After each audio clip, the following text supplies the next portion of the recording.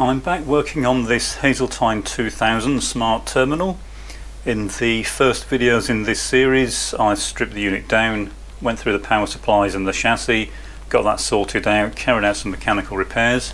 In the previous video I started looking at the PCBs. We looked at the clock generator and the phase generator for the system, and that was this section of the schematic. It's not really a schematic, of course, it's just a block diagram. I don't have a full schematic for this. It would be much easier if I did, but we'll go with what we have. So in this video I want to look at the next circuits downstream, and in this case it is the main counter, divider, decoder clocks, and the basic circuitry that creates these signals to drive the display. Bear in mind this is a terminal, so pretty much everything it does relates to putting data either onto the terminal screen or getting data into or out of an external device. So there are a lot of signals, a lot of timed events that are required. So there are a lot of dividers, counters, timers, that sort of thing. So we kind of proved that most of this worked. Someone left a comment saying that the signals coming out looked a bit scrambled or duplicated signals. One thing when you're working on something like this, you have to pick your fights fairly carefully. A lot of the circuits have a lot of interaction, so although it looks like these are fairly simple circuits, there's a lot of kind of feedback control from the system, so that certain circuits can be controlled based on what the current process is that's being carried out by the system. So don't get too caught up looking at very specific signals unless you know exactly what they are supposed to be doing. We were fairly safe looking at the phase signals because they're not really controlled other than by reset. Same with the clock. And where this kind of starts to get a bit more complex is some of the control signals have feedback where they are controlled by the system as it goes through its various processes. I was only really interested in the previous video in seeing if the signals were being generated. We'll look at them in more detail if we need to in future videos. Also, someone suggested I should use something like a Lazy Susan or a turntable for rotating these machines. They are quite big and heavy. I don't really like those. I don't like them moving around when I'm trying to work on them. I quite often have a lot of cables connected to them, logic analyzer, that sort of thing, and I don't like to rotate them when I'm doing that. Also, I don't want them moving while I'm trying to probe them. Although it looks fairly clear here, remember I'm working around a tripod camera and various microphone cables and the like, so you can see far more than I can, and what I don't want is for these things to start moving around when I'm trying to probe them. It's difficult enough working around a camera without these things constantly moving around on their own. So I tend to prefer to have them sat down firmly on the bench where I know they're not going to move anywhere. Thanks for the suggestion, but that's the reason I don't use them. Okay, so in this video we're going to look at this circuit, and in this case I've decided to reverse engineer this particular board. That's the board I've got plugged in here. It's B13, and it generates the main timing signals for the character generator and display. There's another one up here that generates some of the drive signals for the display, and then further downstream we'll have the various counters for the cursor position, main counter, that sort of thing. But we'll work in a logical fashion. We started at the clock, and the incoming clock to this board is the output of the board we've already tested. So there should be a 31.5 kilohertz clock coming out of this board, which we've looked at, into this board. But the reason I've decided to reverse engineer this is the timing signals coming out of here are for a 60 Hertz system, and of course I'm in the UK, so really I'd like to switch it over to 50 Hertz, but unfortunately there is no simple switch or setting to do that. I think they had a completely different board, and I'll come back to why I think that in a few minutes. So in this case I've decided to reverse engineer this board, and I thought you might be interested to see how I go about doing that. The techniques I use for reverse engineering vary a huge amount, so I'm not trying to say that what I'm going to present here is the best way of doing it. It's just the method I used for this particular board. So we'll go and have a quick look at that, and then we'll come back and see what the result of that is. So for this project I'm using software called EasyPC. It has a nice feature called reverse engineering. It doesn't do all the work for you, you still have to do the majority of the work, but what it lets you do is go from a PCB layout back through to a schematic. You have to tidy up the schematic, we'll come to that later, but it does mean that you can use a PCB as a starting point for a schematic capture, and that's what I'm doing for this particular project. I don't always do it like this, it kind of depends on the nature of the board, how complex it is, and what I'm trying to achieve.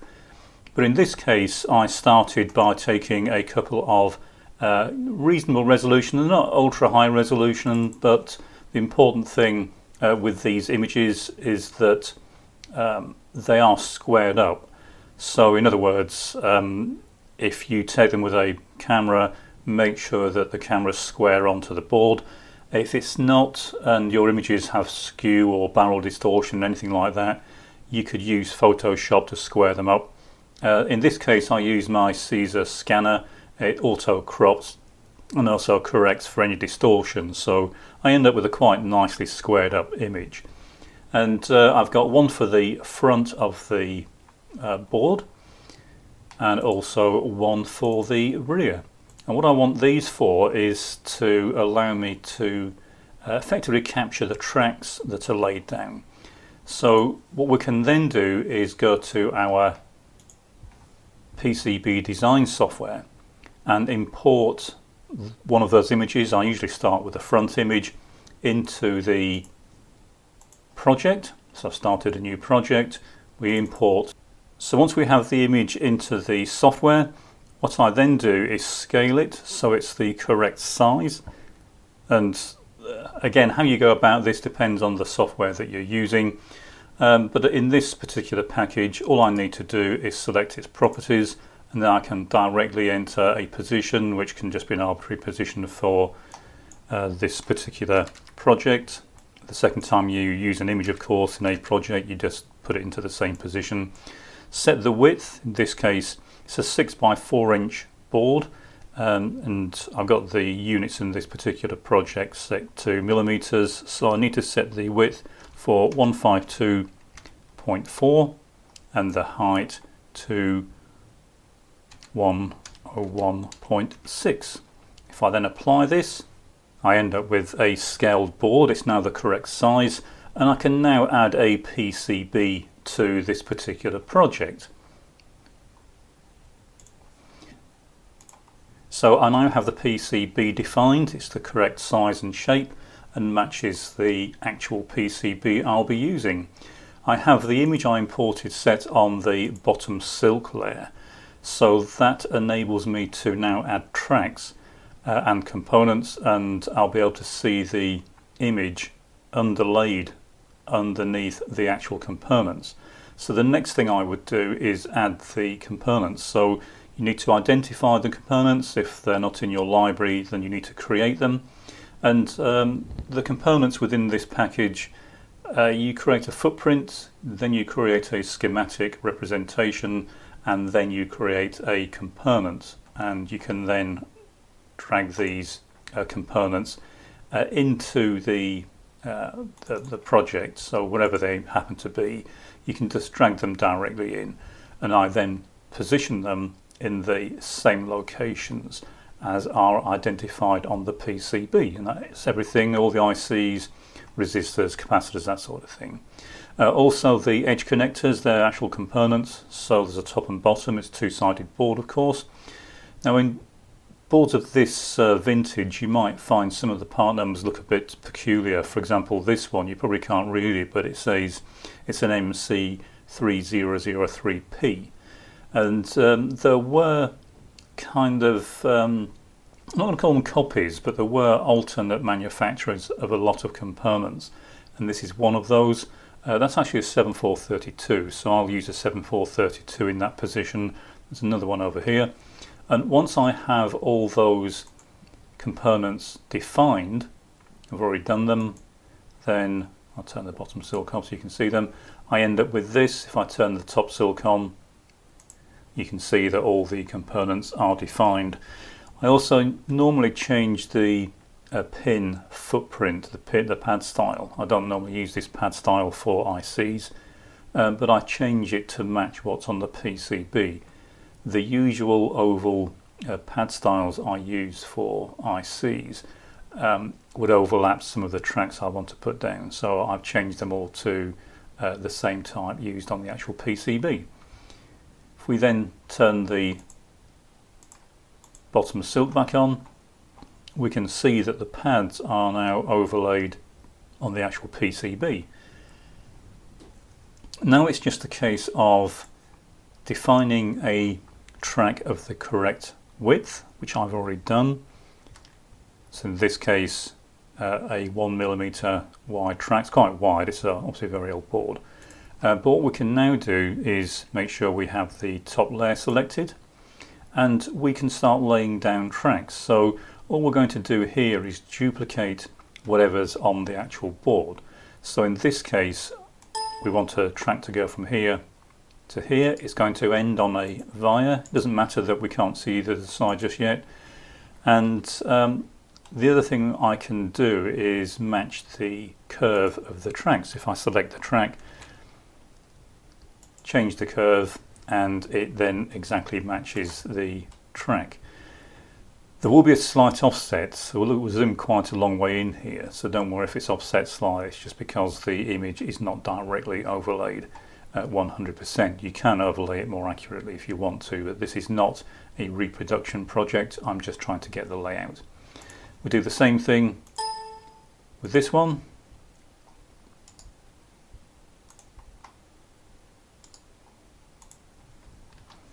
And I would normally lay all the tracks down and then put the curves in, it's just quicker. But in this case I'm just showing you the steps that I'm going through. And so what we end up with, if we keep going and do all these tracks, is the entire top layer complete. And it will look something like this. Now, I haven't, you notice here that some of the tracks have not been laid down. These are the power rails. I don't want to include the power rails at this point. We don't need them, and they will make the overall schematic look a lot more complex than it needs to. So I tend not to include power rails unless I am doing a reproduction. And if I turn off the bottom silk, you can see what we've ended up with. What I then do is exactly the same thing for the other layer. So I will remove this board,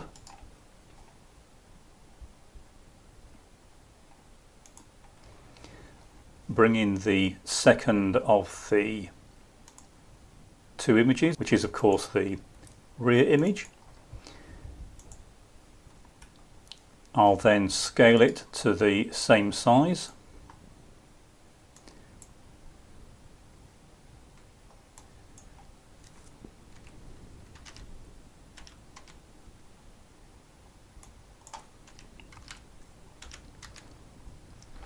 But in this case, because we're looking through the board onto this image, and the image was taken as effectively a photograph from the rear of the board, we need to mirror it. So we mirror this, put it straight onto the bottom silk layer, and drag it across, and now we can use the existing ICs to line it up. And all we're doing here is getting the pads lined up with the ICs we've already placed. This is of course the bottom layer. Now it doesn't matter whether we can see the top layer at this point, so we'll turn the top copper off, turn the bottom copper on, and we can start laying down tracks. So exactly the same thing, we're just going from point to point and putting down tracks as they appear. So same thing, if we need to add a curve, we can put a curve on there. So you can see that it's fairly easy, fairly straightforward. We can add whatever tracks we want, and by the time you've got all this finished, what we end up with is a complete representation of the board tracks except for the power rails. So we have the top layer and the bottom layer, and what we can now do is use this to reverse engineer it into a schematic. So this is where it gets a bit more difficult, because the program doesn't really understand how the schematic should be laid out. So it just does a rough representation, and it just drops all the components into random positions. So if we try and do a simple reverse engineer, and I use certain defined setup types for this, so I'm using one I already have defined. In this case, I'm going to select root design. We'll uncheck that in a minute because well, you'll see why when we try and run this. If I click OK, and we end up with this. So as you can see, although it is technically it's correct in as much as the interconnections are correct, it would take a lot of unscrambling to get this layout in any way meaningful. So the way I do this, instead of routing it directly, is I will reverse engineer it. We'll do it again, it'll replace what we've just done, but I leave it unrouted for now. And we end up with just the components showing.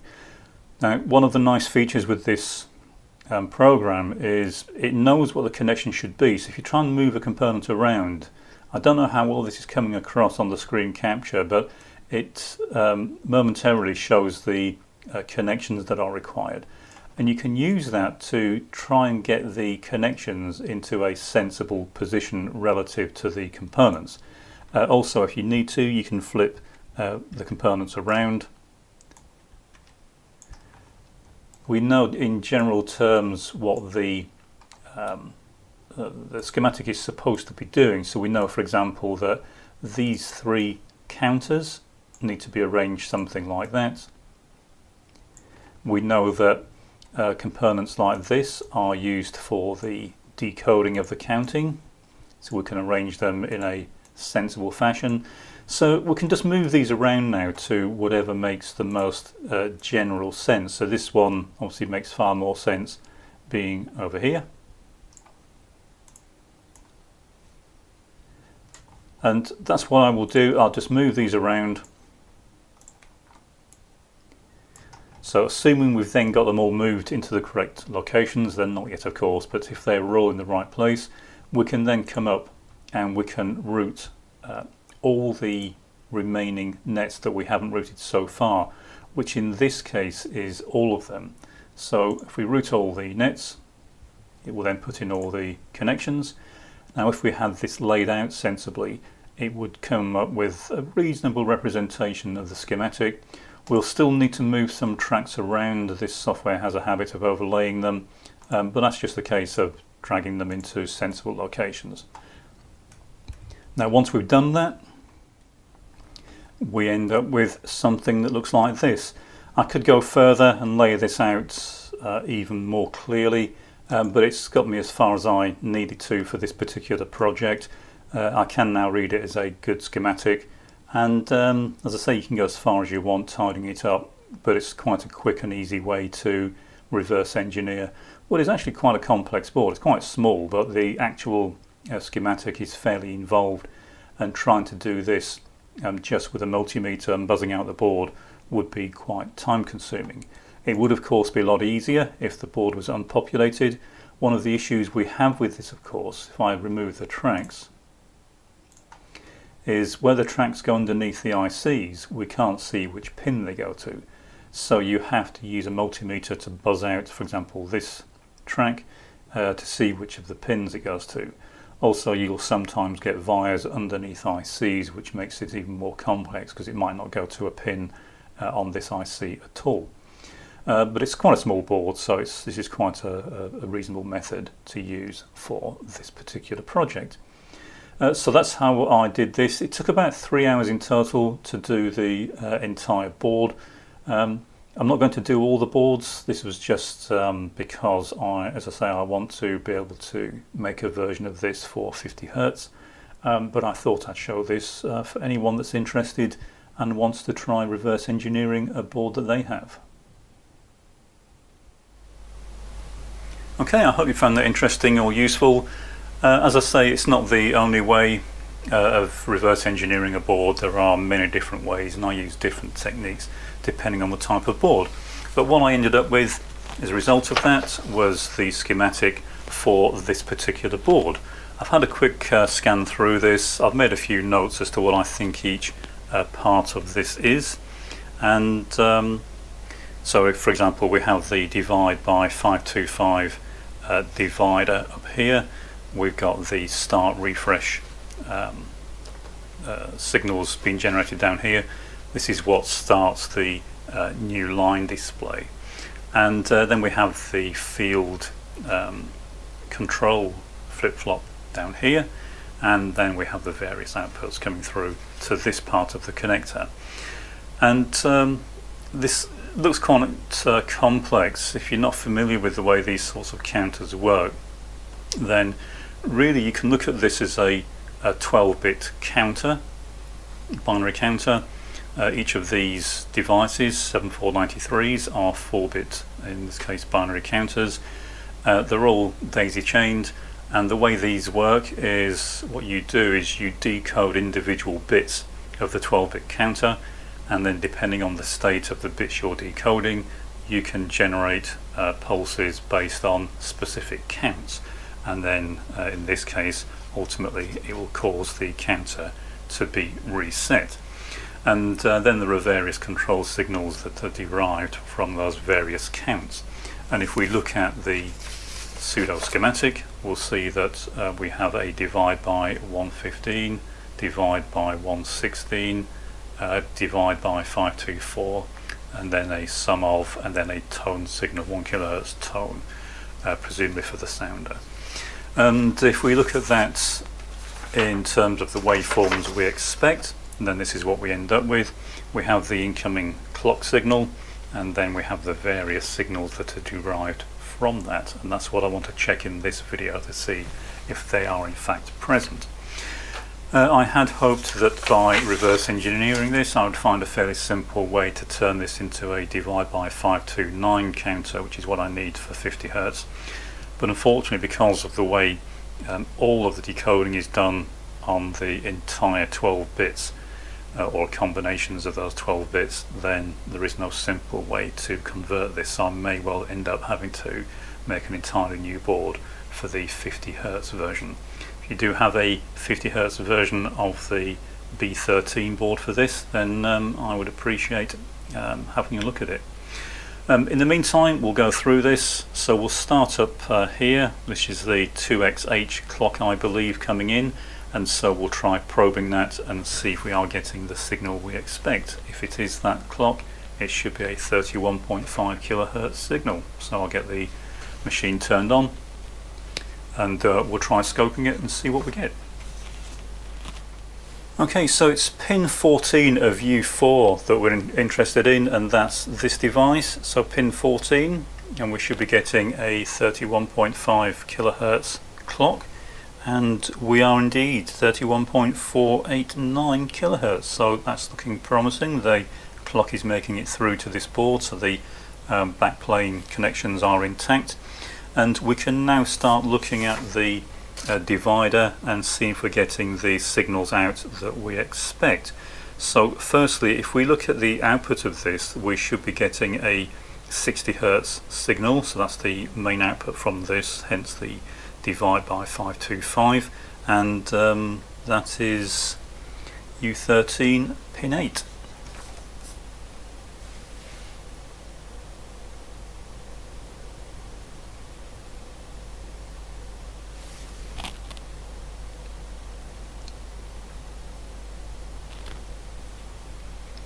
And that is indeed a 60 Hertz signal. So that's quite a good sign. Because of the way these counters work, and they require the various gates to be intact to give you the correct division ratio, and otherwise it won't reset at the correct time. It means that most of this is actually working, otherwise we wouldn't be getting that fundamental output correct. The next thing I want to look at is what I think is the start refresh pulse. So what we should be getting here is on the output of this, that's U10. So that's U10 pin 8. So that's this connection here. So we'll have a look at that. And again, we are getting the correct output. So it's just a short pulse at 60 Hertz. And again, that means that this entire block is working. If we follow it through, and we'll go through, look at the output, so that will be U16 pin 13, and that is this pin over here. So I'll try and keep my hands out of the way, and again that signal is present, so we know that pretty much all of this block is working. We now look at the field output, and that is U7 pins 8 and 9.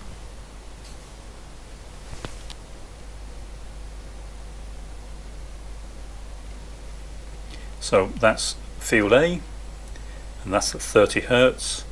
This uses an interlaced display, by the way, so there are 2 frames per main update of the display, the A and the B, and they're interlaced, so they're kind of 2 out of phase updates of the display, and they're used to effectively double the refresh, or the apparent refresh rate of the display, to cut down on flicker. And then the other one it's the inverse, but obviously they're triggering at the same point here. So I get the second scope probe, and we'll have a look at the second signal. I've got a second probe attached, and I'll try and do this without blocking your view. And what we're looking for here is 2 out of phase signals. And as you can see, that's exactly what we're getting. So they're the 2 phase output signals from the board. And again, for this to work, quite a lot of this has to be functional. So the rest is really just some input-output buffering, and then here we have some logic that's used. I think they just put it onto this board because it was convenient, but it doesn't directly relate to this board. I will check these to make sure there's nothing particularly untoward going on with them, so make sure nothing seems to be stuck. But we'll probably come back to these in a future video if we need to, because these are actually controlled from another part of the system. So what we have here is really the entire B13 board seems to be functional. We're getting the proper division ratios. I will check the rest of the clock outputs. There are defined division ratios shown on the schematic, and I'll just make sure that they are correct. I won't bore you with that, it's just really finding out where they are on here. It'll be one of these gates that's decoding the 12 bits to give a pulse at the correct time. And there are 1, 2, 3, 4 of those, and the last thing we'll check in this video is the 1 kilohertz tone output signal. So looking for that on the schematic, I think it comes out of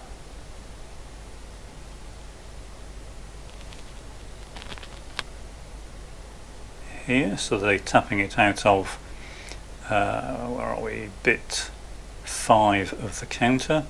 So we'll have a quick look at that. That's pin 12 of U5. Turn that channel off.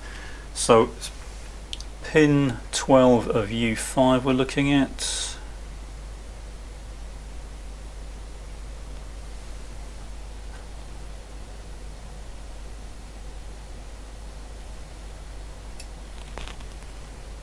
And it's showing as 984 Hertz, which is close enough. So that's working as well. So it would appear that B13 is behaving itself. I'll just go through and check the rest of the outputs, make sure the rest of the gates are fine, But you can see the approach I'm taking. I'm just going through, and the easiest way of testing circuits like this, test the output. If that's correct, then really it means that all the decoding has to be working, otherwise you'd get either no output at all or the wrong ratios. And once you know that the ratio of the output of this entire counter is correct, then it's a fair bet that all the individual gates within it are working, otherwise that wouldn't be the case. And then we can easily, as we have done, check the peripheral outputs for field, the tone, the start refresh, and the main drives. So that's all working. So that's another board we can check off our list. In the next video we'll look at A8, which is the horizontal drive generator board, and then once we've checked that, make sure it works, we'll have all the signals we need to drive the rest of the machine, and we can start then putting in place the other counters and timers and checking those in turn, and hopefully by the time we get to the last one we should have a working system.